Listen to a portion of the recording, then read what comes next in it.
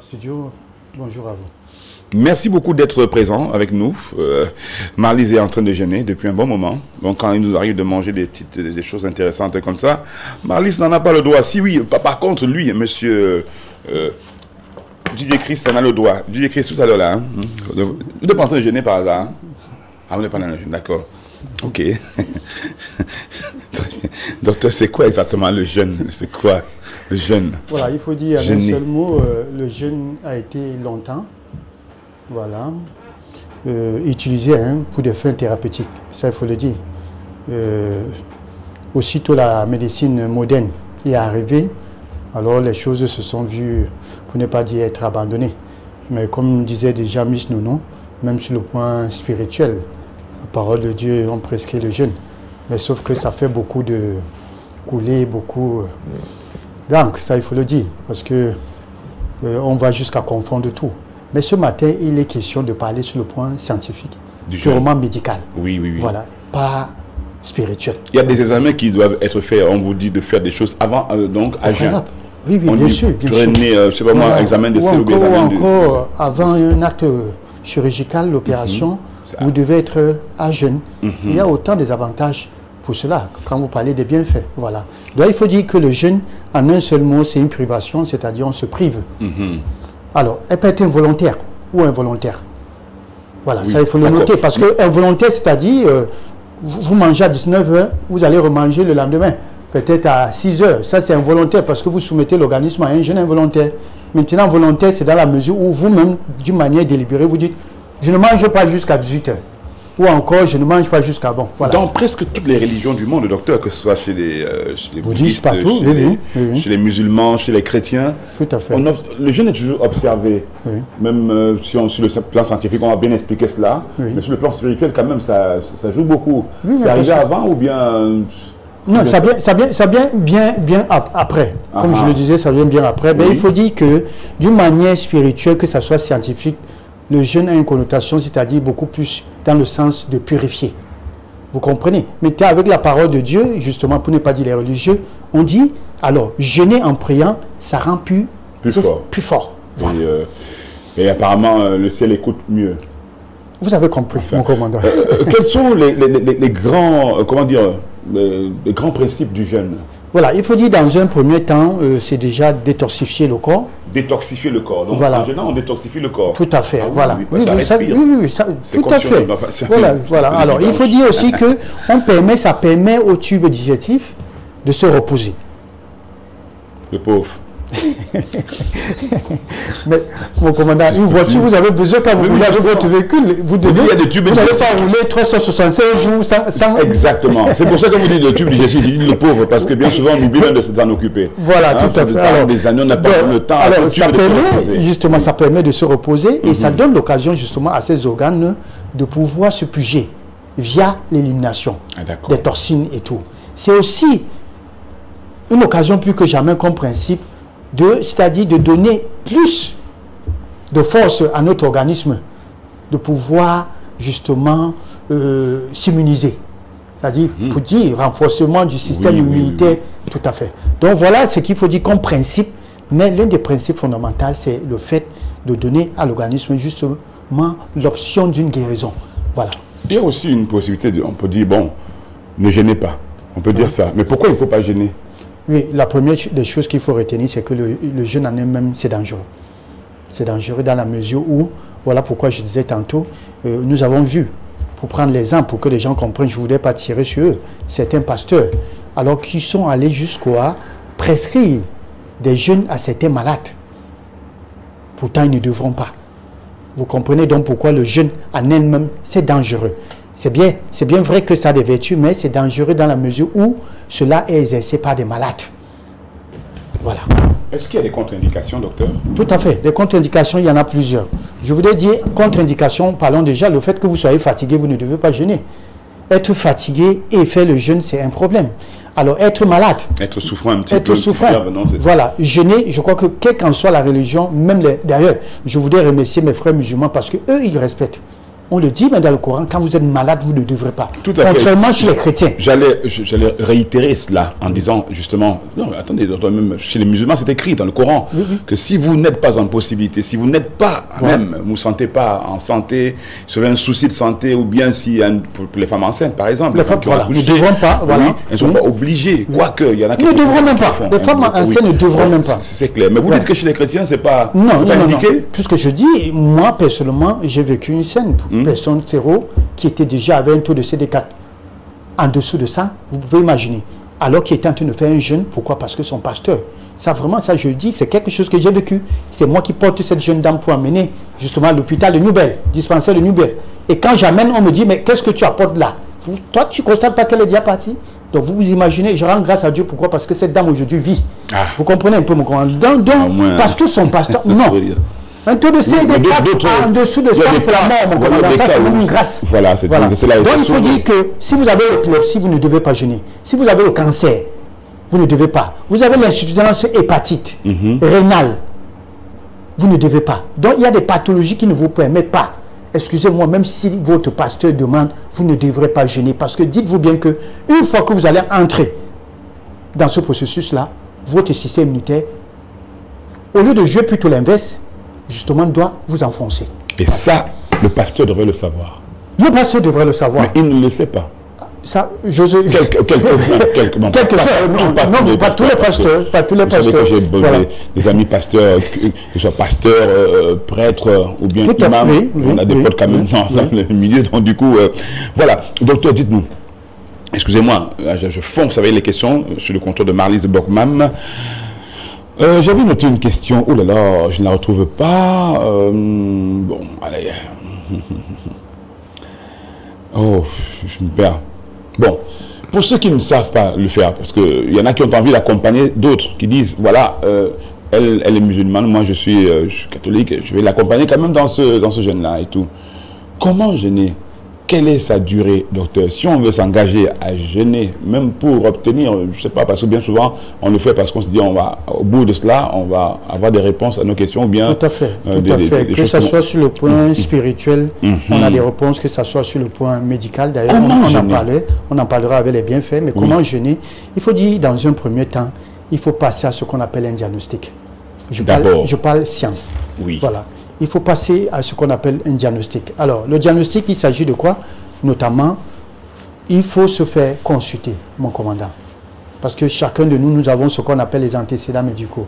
Nous pouvons toutefois avoir des pathologies sans le savoir. Et pour cela, il faut passer un diagnostic. S'assurer déjà que le mental, parce que mon commandant, il faut dire, il faut se préparer pour faire le jeûne. Ça, c'est important. Et ça commence par le mental, la tête. Alors, vous consultez et ça, on vous dira justement si vous pouvez le faire. Il y a même des analyses, un bilan qui se fait, justement, qui doit se faire par rapport à ça, s'assurer des paramètres, la tension artérielle, déjà le sexe, le poids, tout ça c'est important de le savoir de prime abord. Mais maintenant, une fois qu'on vous dit, monsieur, vous pouvez jeûner, et on commence tout doucement, ça il faut le dire. On commence d'abord par le haut. Ne commencez pas un jeûne de 24 heures, je voudrais prendre un exemple comme ça. Non, vous commencez légèrement, commencez déjà à réduire la quantité de repas que vous mangez souvent. Et par après, vous entrez dans ce qu'on appelle la prise d'eau. Parce qu'il faut dire que l'eau a une particularité en ce qui concerne le jeûne. C'est ça qui permet justement de détoxifier ou encore de purifier. Donc, vous buvez de l'eau, ça c'est important. Et beaucoup d'eau. Et maintenant, sur la durée, mon commandant, parce qu'il faut dire qu'on peut jeûner, il y a des gens qui jeûnent d'une manière consécutive pour 3 jours. On appelle ça jeûne Esther, je ne voudrais pas parler. Voilà, jeûne Esther. Il y a des jeûnes qui peuvent aller à 7 jours.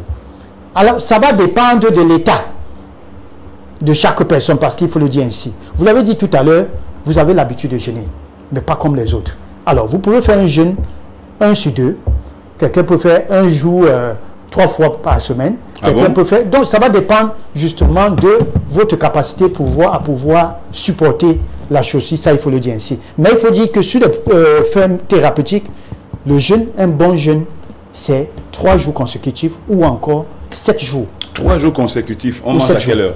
Voilà. Il faut dire qu'on mange à quelle heure déjà?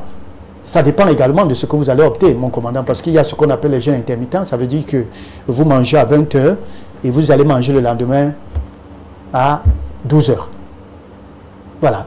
Il y a certains... Vous mangez à 20h, vous mangez le lendemain à 12h. Oui, c'est-à-dire vous allez manger jusqu'à 20h et le lendemain, vous allez manger à partir de midi. D'accord. Voilà. Oui. Donc, alors, pour certains pourront opter, ils se lèvent le matin très tôt. Voilà, ils boivent de l'eau, comme on le fait souvent, à 4h, 5h. Et un jeûne sec, et pour manger qu'à 18h. Voilà. Donc, il y a plusieurs.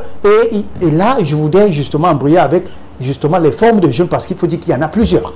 Voilà.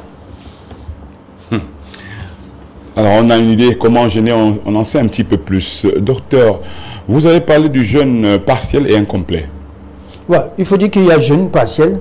En gros, il y a plusieurs types de jeûne. Ça, il faut le dire. On ne va pas se mettre à énumérer. Mais ce qu'il faut retenir, c'est jeûne partiel et complet. D'accord, très voilà. bien. Jeûne partiel, justement, ça se fait sous le contrôle toujours des experts.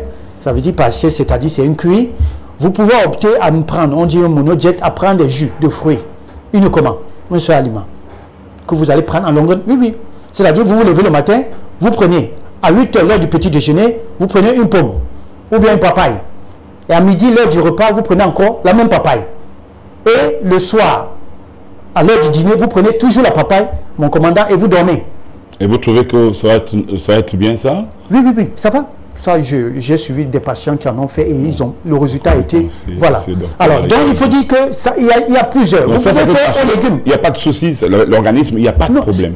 Nous l'avons dit, comment faire le jeu, il faut toujours passer à un diagnostic. Ça, c'est important de le dire. Parce que ne vous jetez pas là. Combien vont aller pour un diagnostic avant de commencer leur jeûne? Non, mais mon commandant, c'est tout simplement l'ignorance. Nous tous, nous sommes des malades. Ah, peut-être ceux qui me regardent ne sont pas malades, mais moi, je suis un malade. Alors, donc, il faut toujours, je dis, il faut toujours le faire. Moi, je suis un habitué de jeûne. Ça, moi, je suis un habitué. Je peux jeûner 3 jours consécutifs. Alors, donc, il faut dire, il faut toujours... Et pourquoi vous jeûnez? Pourquoi vous jeûnez, docteur? Pour des fins thérapeutiques et aussi pour spirituel. Oui, parce que vous êtes un bon croyant, au-delà des choses. On ne fait pas la publicité en ce qui concerne. Non, non, c'est pas la publicité, docteur. Oui, il s'agit, j'y crois à ma manière, à ma façon, et je sais Dieu à ma manière. Souvent, quand vous parlez, vous arrivez de dire, oui, Seigneur, on sait que vous priez tous les jours. Hein.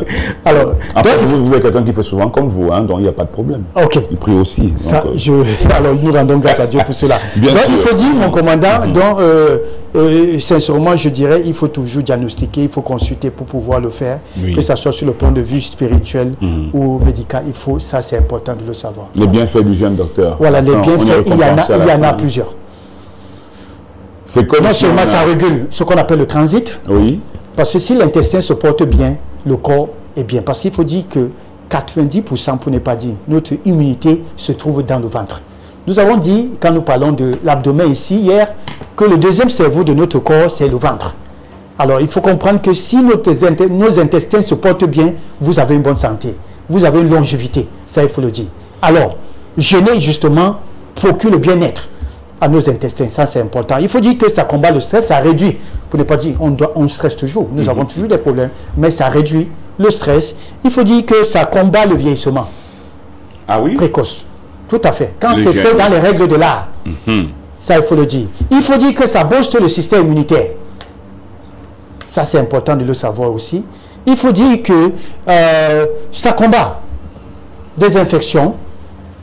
En gros, parce que si ça combat, si ça booste le système immunitaire, il faut dire déjà que nous avons une bonne santé en général. Donc, et ça combat également la dégradation des os. Ça, c'est important de le noter. Voilà. Donc, parmi les avantages, il y en a plusieurs. Les bienfaits, il y en a plusieurs. Est-ce qu'on doit dormir seulement en jeûnant? Non, ça, non. Ça, on a besoin, on a besoin d'être actif. Oui.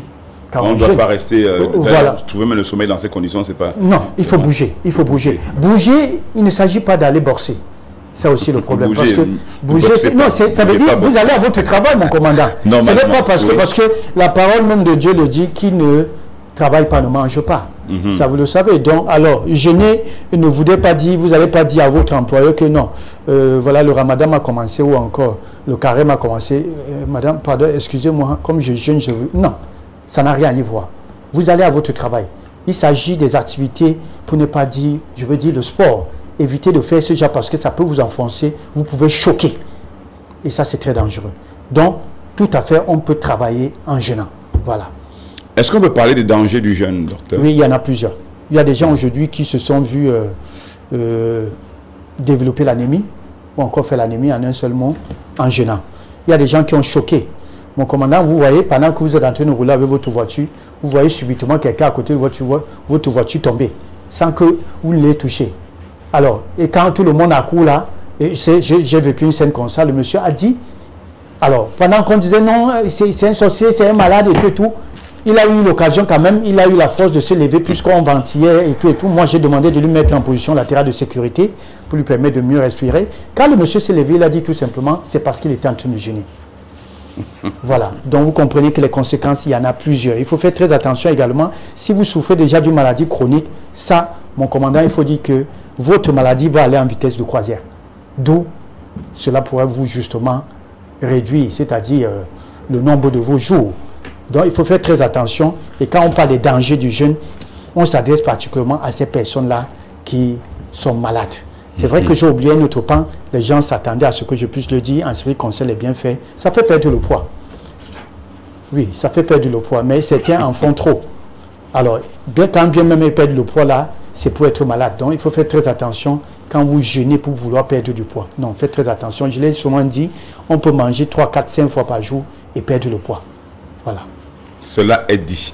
Docteur, peut-on parler, je ne sais pas si on a parlé des dangers du jeûne, on en a parlé, oui. Existe-t-il, je reviens sur le danger pour demander s'il existe une meilleure façon de jeûner ou bien existe-t-il un meilleur jeûne oui, pour notre santé? Est-ce qu'il y a une bonne manière qu'il faut peut-être la manière la plus indiqué. Voilà, ça il faut dire qu'il y en a plusieurs. Il y a les jeûnes thérapeutiques, il y a les jeûnes détox, il y a plusieurs, il y a les jeûnes spirituels dont nous parlons, il y a plusieurs jeûnes.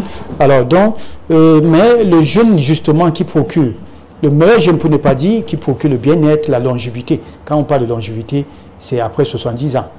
Voilà, quand nous parlons justement du 4e âge, alors cela, on appelle tout simplement jeûne intermittent. Et je crois que nous aurons l'occasion même en semaine d'en parler. Parce le jeûne intermittent. C'est très vaste quand on parle du jeûne intermittent. Et c'est ce jeûne-là où certaines femmes, des personnes en support ou bien obèses s'aventurent pour pouvoir le faire. Et quand bien même beaucoup en font, c'est pour tomber malade après. Parce qu'il faut faire très attention. Là, on se prive. À l'agréable, la spiritualité et puis aussi leur corps. Non, nous venons de... oui, c'est tout à fait. C'est-à-dire qu'elle prend le poids justement en le faisant de la meilleure des manières. De la meilleure des manières, oui. Mais sauf que je dis, ce jeûne-là est indiqué, jeûne intermittent. Mais sauf qu'il y a plusieurs, dans le jeûne intermittent, il y a plusieurs manières de pouvoir le faire sans risque de santé. Alors, donc, nous aurons l'occasion d'en commenter, d'en parler la semaine prochaine. Mais il faut dire que c'est le meilleur jeûne là-bas, jeûne intermittent. Alors, comme je le disais, vous mangez jusqu'à 20 h là, et le lendemain, vous allez manger à partir de 12 h. Et après, vous allez faire l'inverse, mon commandant, c'est-à-dire vous mangez le matin jusqu'à 16 h, et vous attendez encore le lendemain pour pouvoir manger. Dans le jeûne intermittent, il y a plusieurs formes dans le jeûne intermittent, mais sinon, c'est cela le meilleur. Vous, si vous le faites, ne serait-ce qu'une fois chaque mois, soyez-en sûrs, vous aurez une longévité, vraiment. Ça, il faut le dire. Mais toujours est-il dit, il faut consulter. Docteur, conseil, avant de vous laisser repartir, parce qu'on sait que vous repartez vers vos patients, vous repartez vers votre cabinet. Voilà, il faut dire que le conseil que je peux donner en ce qui concerne le jeûne, ne le voyez pas toujours sur un angle spirituel. Quand bien même c'est spirituel, la parole de Dieu est claire, nous devons prendre soin de notre corps, le corps qui est le temple. Alors, pour ainsi dire que si vous êtes malade, ne vous aventurez pas à jeûner. Ce n'est pas en jeûnant que vous allez trouver la guérison. Si vous êtes déjà malade, priez tout simplement. Dieu, parce que c'est Dieu qui sonde les cœurs, mon commandant. Lui, il sait. Quand bien même avant que vous n'ouvrez la bouche, il sait de quoi il s'agit. Donc, je vous conseille, pour vous qui êtes malade, non, abstenez-vous de jeûner. Vous pouvez faire des petits jeûnes partiels, là, comme nous l'avons dit. Les jeûnes partiels, voilà, ça, vous pouvez le faire. Alors, désormais, pour vous qui nous regardez, pour pouvoir faire le jeûne, comme je le dis encore, il faut consulter. Et pour mieux se faire accompagner en jeûnant, il faut rencontrer bien évidemment des nutritionnistes, parce qu'il y a diététiciens et nutritionnistes. Quand on parle de nutritionnistes, il s'agit bien évidemment de ces personnes-là qui s'occupent, c'est-à-dire un lien entre pathologie et nutrition, parce qu'il faut dire que diététicien, c'est la pratique. Voilà, pour ne pas dire comme des infirmiers. Alors, les nutritionnistes sont mieux placés, c'est leur couloir. Après avoir rencontré un généraliste, un médecin généraliste, pour s'assurer que vous n'avez pas de problème de santé, vous rencontrez un nutritionniste. Sous son contrôle, il va justement vous dire quel jeûne est indiqué pour vous et plus apte pour vous, afin de pouvoir justement découvrir ou encore bénéficier des bienfaits. Voilà. Merci beaucoup à vous, docteur, et très bonne journée. On aura la dernière, livraison de la semaine avec vous demain, parce que je viendrai... Par la grâce de Dieu, bien sûr. Et évidemment, qu'on puisse aborder le dernier sujet de la semaine. Vous serez là. Docteur, merci encore. Je vous remercie, mon copain. Très bonne journée. Je rappelle le contact ou les contacts du docteur, même si vous les voyez à l'écran, 6 99 64 57 59 ou bien 6 75 92 47 91 pour justement avoir le docteur Larry.